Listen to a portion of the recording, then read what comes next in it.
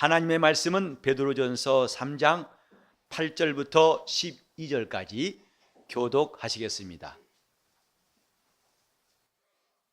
마지막으로 말하노니 너희가 다 마음을 같이하여 체휼하며 형제를 사랑하며 불쌍히 여기며 겸손하며 악을 악으로 욕을 욕으로 갚지 말고 도리어 복을 빌라.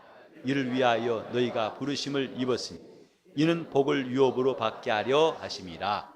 그러므로 생명을 사랑하고 좋은 날 보기를 원하는 자는 혀를 금하여 악한 말을 그치며 그 입술로 괴유를 말하지 말고 악에서 떠나 선을 행하고 화평을 구하여 이를 좇으라. 주의 눈은 의인을 향하시고 그의 귀는 저의 간구에 기울이시되 주의 낯은 악행하는 자들을 향하시느니라 하였느니라.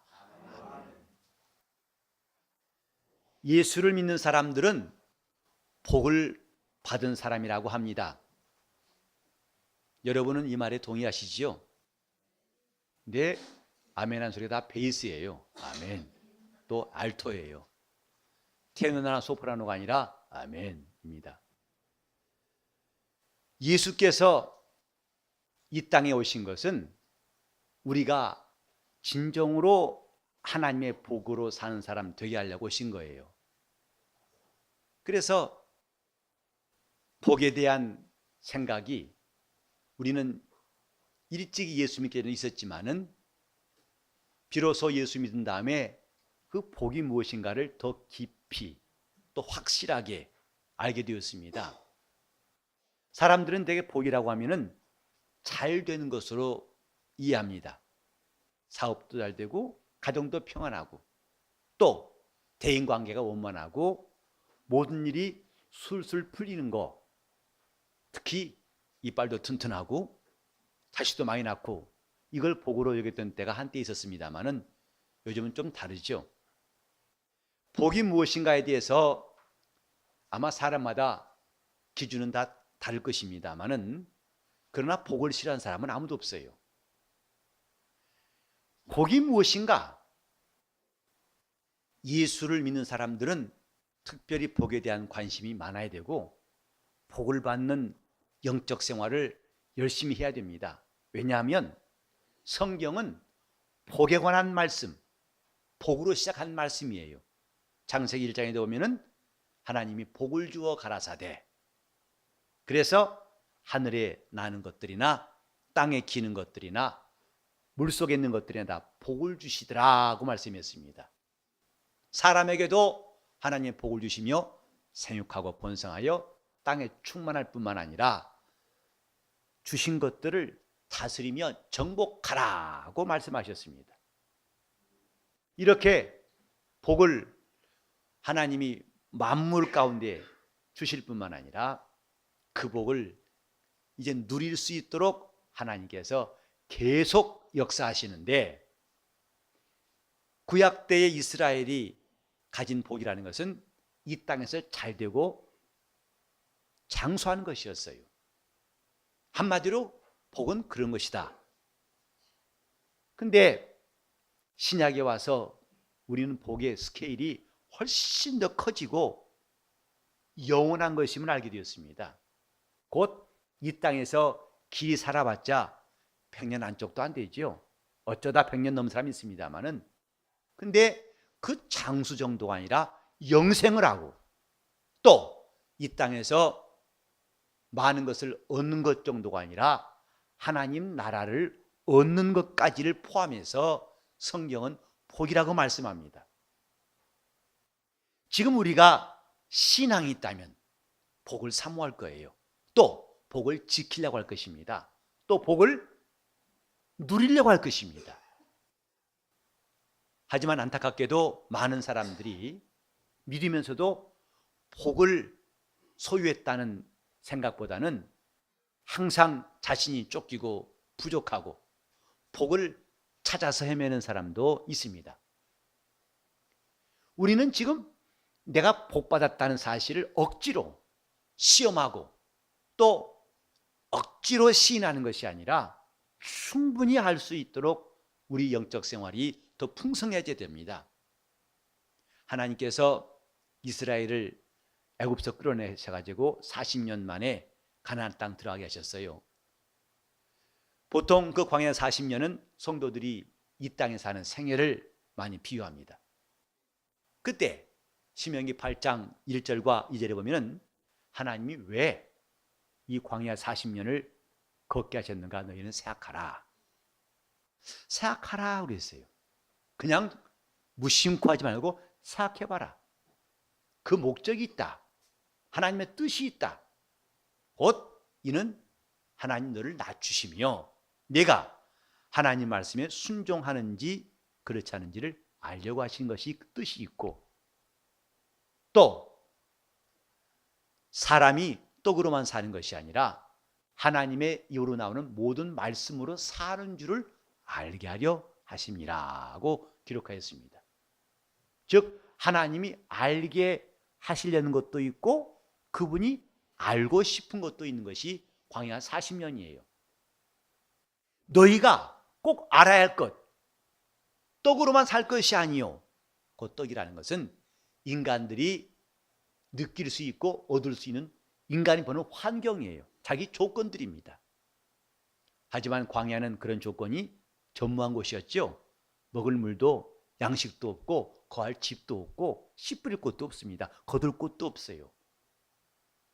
하나님이 거기서 가르치신 것은 사람들이 말하는 조건들이 갖추어졌으면 사는 것이 아니라 그렇지 않을지라도 하나님의 말씀으로 산다. 곧 하나님의 조건, 하나님이 인도하시고 하나님이 만들어주신 조건만 있다면 비록 광야일지라도 살 수 있다.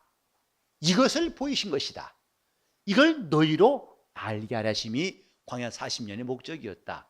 또 한 가지는 하나님 너희 마음을 알아보시려는 것이다. 정말 하나님을 경외하는지 하나님을 순종하고 그를 따르는지 아닌지를 그분이 알려고 하심이었다. 근데 그 8장 16절에 보면 이 모든 일, 그 모든 과정을 통해서 하나님의 뜻이 뭐냐면 마침내 내게 복을 주려 하심이었느니라고 말씀했어요. 마침내 내게 복을 주려 하심이었느니라. 우리는 분명히 말하기를 이것이 하나님 뜻이라고 생각합니다. 되게 하나님 뜻이 무엇인지 방황할 때 많죠. 내가 결혼하는 게 주의 뜻인지 아닌지, 내가 아이를 낳아야 주의 뜻인지 아닌지, 이 회사를 들어간 게 주의 뜻인지 아닌지. 사실은 그것은 여러분이 주께 기도하고 움직이면 됩니다. 정말 주의 뜻은 마침내 복을 주려 하심이었다고 하는 것을 우리는 분명히 이해한다면 더욱 담대하게 신앙생활할 수 있어요. 우리 다 같이 한번 따라해 봅시다. 마침내 내게 복을 주려 하심이었느니라. 이게 주의 뜻이에요. 요한계시록에 무서운 심판에 관한 말씀이 나오지요. 그러나 요한계시록은 심판에 관한 말씀이 아닙니다. 거의 그 말씀만 있다 보면 힘을 잃고 맥이 빠져요. 큰일 났다. 7 나팔, 7 대접, 7 인을 뗄 때 하나하나마다 한 곱이 넘기가 얼마나 어렵고 힘든지 지레 겁먹고 우리는 아이고 죽었다 그렇게 느끼기 쉽습니다. 그러나 요한계시록의 목적은 이처럼 큰 환란이 있으면 죽었다 이걸 알게 하는 것이 아니라 성도들의 승리, 믿는 사람들은 이런 환란을 통과해서 마침내 새 하늘과 새 땅에 들어간다. 하나님이 마침내 우리에게 약속하신 것은 이 세상에 곧 지금까지 살아왔던 것보다도 더욱더 영광스러운 영원한 하늘의 예루살렘이 있다는 것을 알게 하시고, 그래서 성령과 신부가 말씀하시기를 오라! 하고 말씀하신다고 그랬어요. 오라! 그 나라에 들어간 사람은 복이 있다. 내가 속히 올 것이다. 아멘. 주 예수여 오시옵소서라고 성경 끝맺고 있습니다. 마침내 복을 주려 하심이었느니라. 우리 믿음은 이 결론을 항상 기억해야 됩니다. 그래서 지금 당장 어떤 일이 잘 되고 못 되는 것은 사실은 우리가 낙심할 바가 아니에요. 우리 신앙은 마침내에 있어요. 마침내 하나님이 복을 주려 하시면느니라. 그래 하나님은 마침내 그들을 광야 40년을 지난 다음에 가나안 복지에 들어가게 하셨지요. 하지만 이것은 시작에 불과하고 비유에 불과하고 그림자에 불과한 겁니다. 우리 주 예수 이 땅에 오실 때 비로소 복은 눈 밖에, 우리 몸 밖에, 또 내 주위에 있는 환경 정도가 아니라 우리 속에 있어야 할 복, 신령한 복이라는 것을 말씀하셨고, 그래 에베소 1장 3절에 보면 그리스도 안에서 하늘에 속한 모든 신령한 복으로 복 주셨으니, 하나님이 주신 복에 대해서 우리는 지금까지 이해하고 있는 것이 너무 작다는 걸 느낍니다. 마치 바늘구멍 정도밖에 모르고 있어요. 그분이 베푸신 복은 하늘에 속한 모든 신령한 복, 지금까지 우리가 듣지도 못하고 맛보지도 못했고 가까이 하지 못했던 복들이 얼마나 많은지 우리는 이제부터 새롭게 깨닫고 하나님이 예수 안에서 주신 복에 대해서 관심을 가지고 얻어야 할 것입니다. 그 복이 뭐냐? 마침내 우리를 이 땅에서 저 하늘로 우리를 인도하시고자 합니다.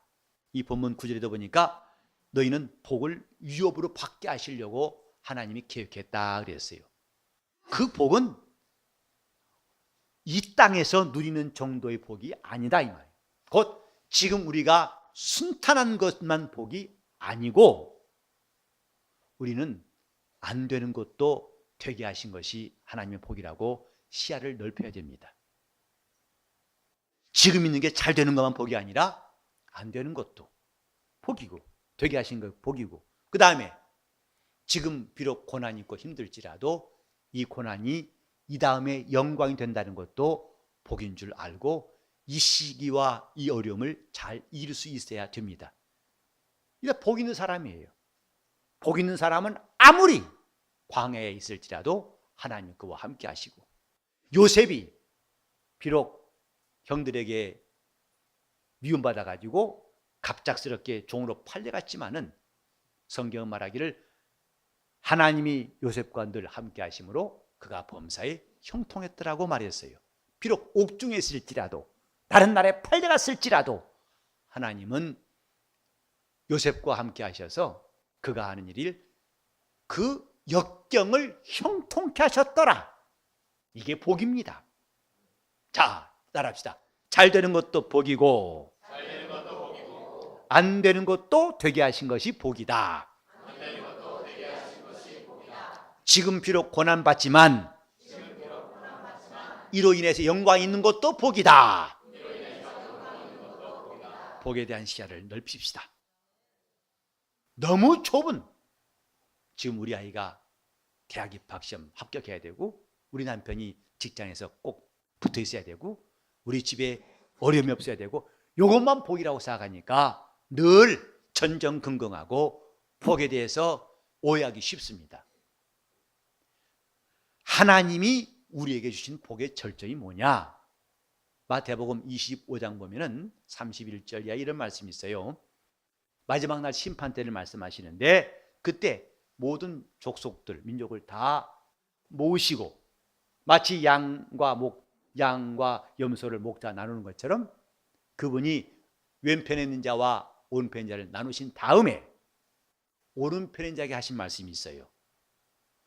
내 아버지께 복받을 자들이여. 그때는 이미 우리 이 땅에 없을 때입니다. 곧 지금 육신의 환경을 다 떠나버린 다음이에요. 먹고 살고 입는 문제를 이미 마감한 다음이라 이 말이죠. 부활한 다음이에요. 그때 내 아버지께 복받을 자들이여. 지금 우리가 복으로 세고 있는 것들의 요소는 다 끝나버린 다음인데도 주님은 내 아버지께 복받을 자들이여. 창세로부터 너희를 위해서 예비한 영원한 나라를 상속하라고 하셨어요. 주님이 계신 그 나라를 우리도 상속해 하신 것이 복의 절정입니다. 우린 이런 복이 있다는 것을 알고 신앙생활할 때에 더욱 담대히 믿음에 서서 주를 따르고 주님을 섬길 수가 있습니다. 이게 복이다 이 말이죠. 하나님 나라를 상속하는 것. 그 나라에 가서 새빵이라도 살 정도가 아니라 아예 상속하는 것. 이것을 성경은 우리에게 복이라. 그래서 자녀이면 또한 후사, 곧 그리스도와 함께하는 후사요. 그와 함께 영광받기 위해서 고난도 함께 받아야 할 것이다 라고 로마서 8장 17절 18절에 말씀하고 있습니다. 이게 복이에요. 그러므로 내 영혼이 예수를 믿는 자가 되었다면 나는 이런 복을 받은 자라는 사실을 꼭 기억해야 됩니다. 제가 한번 나는 예수 믿는 사람, 여러분들은 나는 복 받은 사람 하실 때에 저 여러분 마음에 저 밑바닥까지 다 울림이 되어 나올 수 있는 말로, 자, 나는 예수 믿는 사람, 나는 복 받은 사람, 진실로 내가 복 받았다는 사실에 대해서 암기하듯이 주입식으로 그저 자동으로 나온 게 아니라 느끼고 말해보세요. 나는 복 받은 사람. 그렇죠. 예수 믿는 사람은 이게 복 받은 사람이에요. 그래서 그들에게 성경은 복을 빌라 하셨어요. 여기 보면은 마지막으로 말하노니 너희가 다 같은 마음, 한 마음으로 체휼하며, 이 체휼이란 말이 보통 잘 안 쓰죠. 어렵습니다. 근데 다른 성경에 보니까 이 체휼을 뭐냐면 같이 느끼며 이렇게 되어 있어요. 그러니까 마음을 같이 하여 같이 느끼며. 교회가 점점 생기가 돈다는 말, 살아있단 말은 같이 느끼는 겁니다. 주님이 주신 은혜도 함께 느끼고 그분의 인도하심도 느끼고 서로의 형편도 느끼고, 그래 누가 어려움이 있다면 함께 돕고자 하여 마음을 한 곳에서 모으고 함께 느끼며 또 형제를 사랑하며 불쌍히 여기며 겸손하며. 베드로가 이런 당부를 하면서 그 다음 절에 보세요. 악을 악으로 욕을 욕으로 갚지 말고 도리어 복을 빌라. 도리어 복을 빌라. 우리가 복을 빌어야 할 이유가 바로 여기 있는 겁니다. 곧 마지못해서 억지로 또 목사가 주입해 놓은 지식이니까 하는 것이 아니라 내가 복 받은 자라는 것을 알기 때문에 우리는 복빌 담대한 권리가 있고 복을 꼭 빌어야 할 의무가 있는 거예요. 기독교인들의 의무입니다. 믿는 자의 권리이기도 합니다. 복을 빌라. 내가 복 받은 사실을 안다면 왜 빌지 않겠어요? 내게 복이 있는 줄 안다면 왜 빌지 않겠어요? 저는 목사가 돼가지고 하나님 앞에 감사한 큰 이유 중에 하나 뭐냐면 복을 비는 자라. 내가 복 비는 사람이 되었다는 것이 참 감사했어요. 우리 부모님이나 또 친척들은 제가 대학교 재수해서 들어갔을 때에 기대가 많았습니다. 그때 기대는 딴 게 아니에요. 판검사입니다. 또 저는 개인적으로 의사를 원했어요. 그래서 의사 되기에 합당한 점수까지도 얻어놓고 막판에 바꿨습니다만은 어떤 분의 권면 때문에. 이른바 이렇게 되는 것. 근데 저는 지금 와서 제가 목사가 된 것이 그 어떤 길보다도 복이 있고 기쁘다는 것을 여러분에게 고백할 수 있어요. 한마디로 뭐냐면 복 비는 자예요. 남을 심판하고 미워하고 저주한 자가 아니라 복 비는 사람. 복을 비는 사람이 그것도 임기제로 얼마 동안 복 비고 끝나면 그만두는 게 아니라 죽을 때까지 하나님이 내게 복 비는 사람 되게 하신 것이 감사해서 기도할 때마다 그런 말을 하죠. 복 빌기에 합당한 심령이 되게 하시고 또 복 빌 힘을 주시고 빈 복이 그들에게 꼭 임하게 달라는 기도를 저는 수시로 계속하고 있습니다. 왜? 나는 복 비는 사람이라는 성경의 명령을 항상 알기 때문입니다.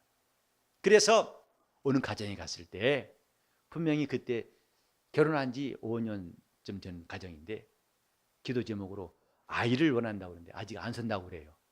그래서 그 가정을 위해서 축복하고 기도했습니다. 이듬해 갔을 때는 아이를 안고 있더군요. 참 반가웠어요. 그들도 기뻐했어요. 또 어떤 사람은 아이 낳는 것이 매우 힘들어서 매우 고통스러워했었습니다. 그리고 마침내 걱정스러운 것은 다음 달이 산딸인데 애가 그만 거꾸로 서 있어가지고 이제는 수술을 하지 않고는 어렵다는 말을 했을 때에 저는 함께 기도해 줬어요. 그리고 보름 만에 그가 순산한다는 말 듣고 부지런히 병원 뛰어갔는데 시아버지, 시어머니, 친정아버지, 친정어머니 오기 전에 제가 먼저 갔어요. 하도 빨리 가가지고. 근데 그 병원에 들어가지 아무개 잔다더니 난 지금 시간을 보면 수술을 분만대에 들어갔든지 대기실에 있든지 그런 타이밍이거든요. 저보고 안내한 2층 병실로 올라가라더라고요. 그래서 올라갔더니 문을 열자마자 배가 홀쭉해서 침대 위에 짠 이렇게 앉아 있어요. 웬일이세요? 목사님 끝났어요 그러더라고요. 그래서 그 사람 말 들으니까 이제 진통이 와가지고 자기 발로 걸어와서 자기 발로 분만대 올라가지고 힘을 한 2번씩 나오더라는 거죠. 하는 말이 목사님 이렇게 쉬우면요 열도 낫겠어요 그러더라고요. 내가 복을 비는 사람이라는 것을 그냥 덕담하는 사람이 아니라 하나님이 함께 하시는 것을 그들도 같이 느끼게 해줬다는 것이 기쁘다 이 말이에요. 또 많은 사람들에게 손 얹고 기도하여 병 낫게 한 이야기 적지 않습니다. 물론 제가 기도할 때마다 다 나은 것은 아닙니다.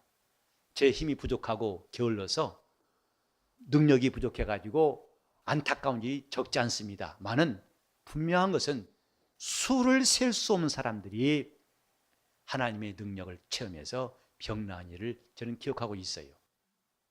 그래서 저는 내가 복 비는 사람이라는 것을 의심하지 않습니다. 내게 복 빌게 하신 이 직분을 저는 매우 기쁘게 여겨요. 이건 여러분들에게도 똑같은 목사이기 때문에 복 비는 사람이고 우리 성도들은 그런 대상이 아니다. 성경 어디를 봐도 이처럼 구별한 데가 없어요. 아까 우리 봤던 마태복음 25장에 주님 하신 말씀 오른편인 자 그건 목사들만 말하는 게 아닙니다.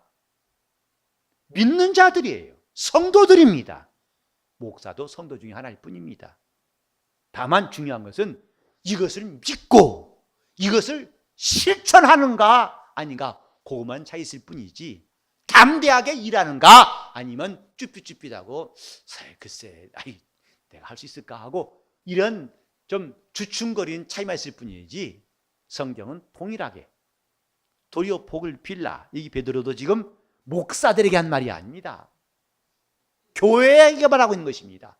도리어 복을 빌라 네 입으로 악으로 악을 갚지 말고 욕으로 욕을 갚는 대신에 너는 도리어 복을 빌라. 진정으로 복 빌는 사람들은 그 입에서 저주가 안 나옵니다. 이미 성경에 말씀하신 대로 한 샘에서 어찌 단물과 쓴물을 동시에 내리요. 정말 복을 비는 사람이라면 저주가 안 나옵니다.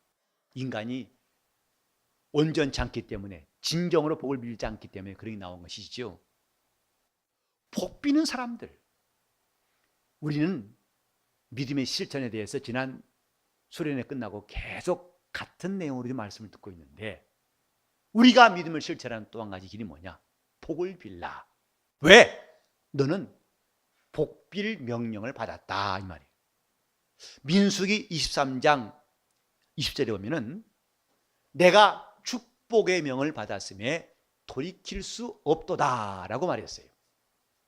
하나님 말씀은 복을 명하신 말씀이요. 또 주의 종들은 거룩한 성도들은 복을 빌 명령을 받았다. 내가 돌이킬 수가 없도다. 이 본문은 지금 발람 선지자 이야기인데요. 그 민수기. 그 발락이라는 왕이 계속 저주하라 저주하라 이스라엘 저주하라 해도 나는 그럴 수 없도다. 왜? 하나님께서 내게 복을 명하라고 축복을 명하셨음에 나는 그럴 수 없다고 한 말입니다. 우리는 지금 복을 비는 사람 되고 있는가?